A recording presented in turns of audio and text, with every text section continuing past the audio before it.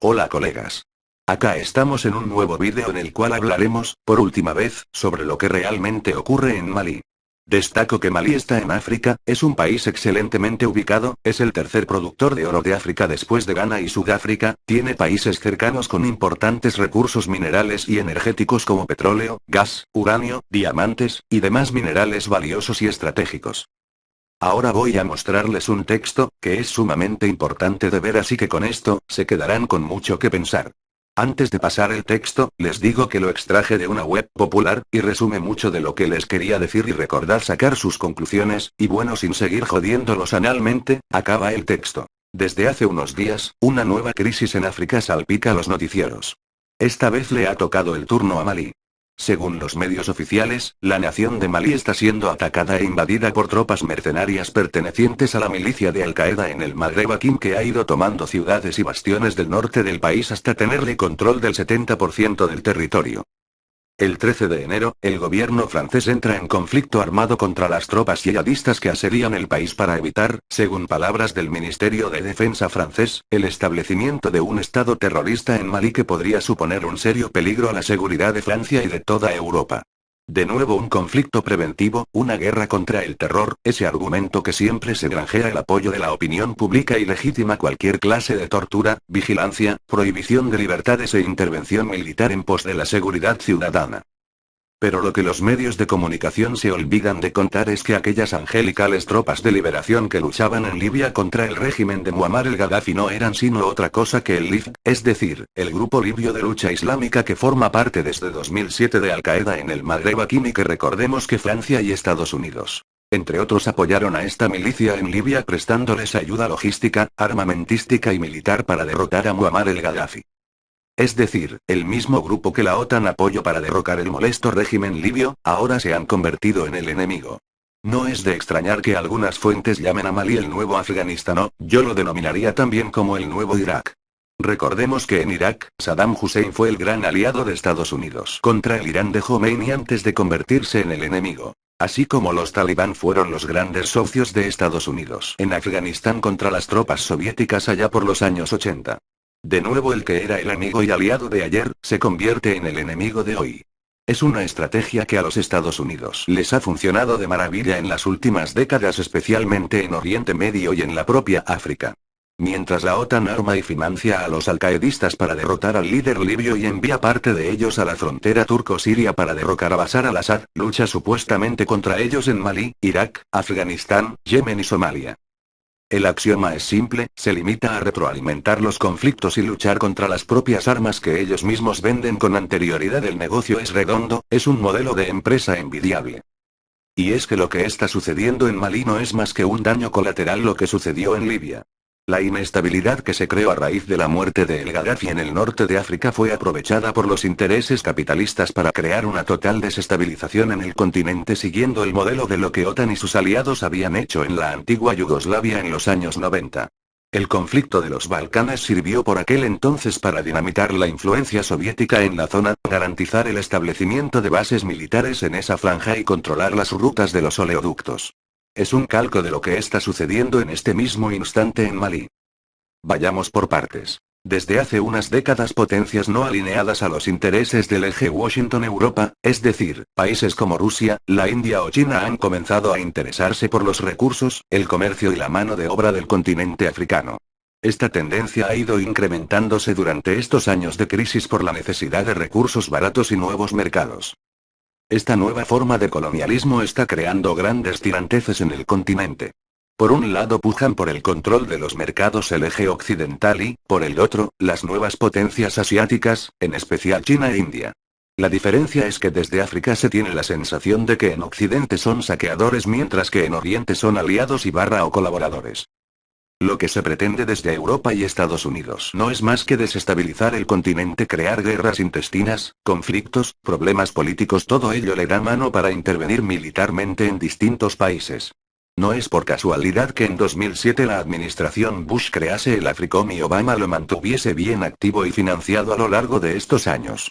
El AFRICOM no es más que una superestructura paramilitar obligatoria financiada, entrenada y apoyada por Estados Unidos para controlar, adoctrinar y conducir sus intereses en la región, manteniendo un estado de guerra permanente para la fácil extracción de recursos naturales y el expolio de la mano de obra indígena.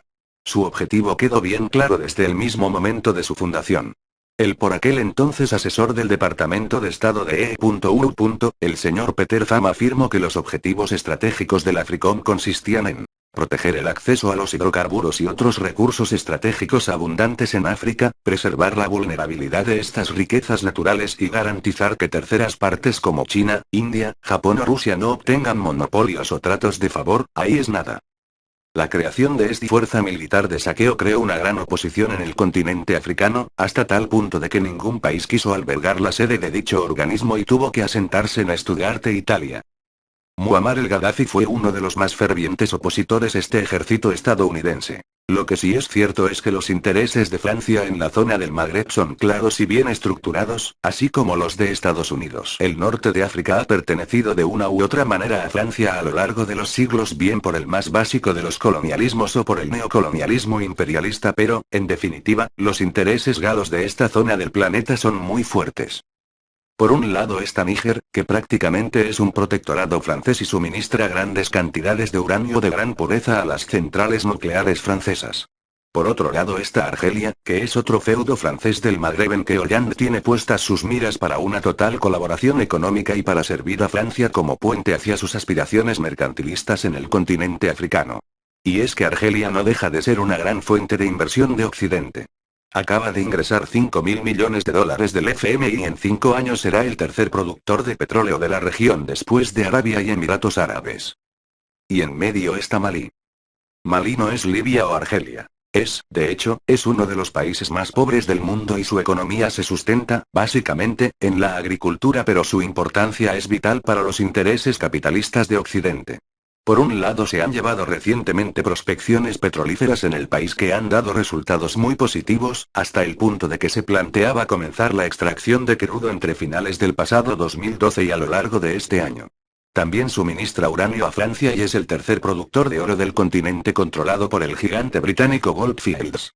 Además, recientemente se ha localizado el único yacimiento de hidrógeno del mundo. El hidrógeno está considerado como la forma de energía del futuro. Daría para otro artículo al respecto. Además de todo esto, Malí se encuentra en una zona geoestratégica fundamental. Sirve de corredor entre Níger y Argelia y su situación entre el África Islámica y el África Negra y entre el Golfo de Guinea y el Golfo de Adén es envidiable. Así es que para los intereses occidentales Malí no es un simple país pobre, bien al contrario es uno de sus objetivos más importantes.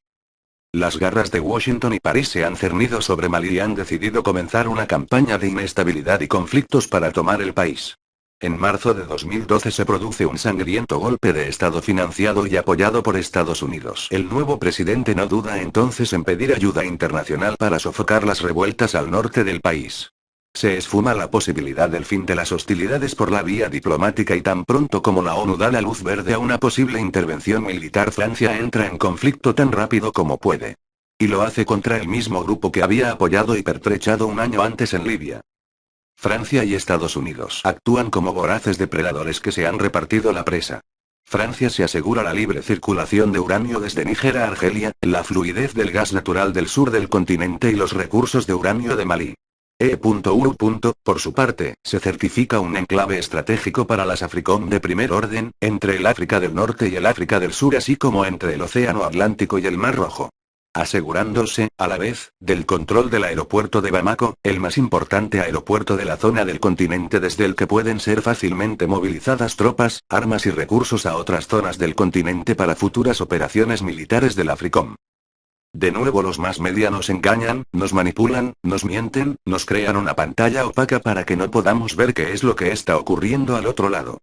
Lo que ha sucedido en Yemen, en Egipto, en Somalia, en Libia, en Sudán, en Siria, o lo que está sucediendo ahora en Argelia y en Malí no es más que Occidente repartiéndose un gran pedazo de tarta llamado África.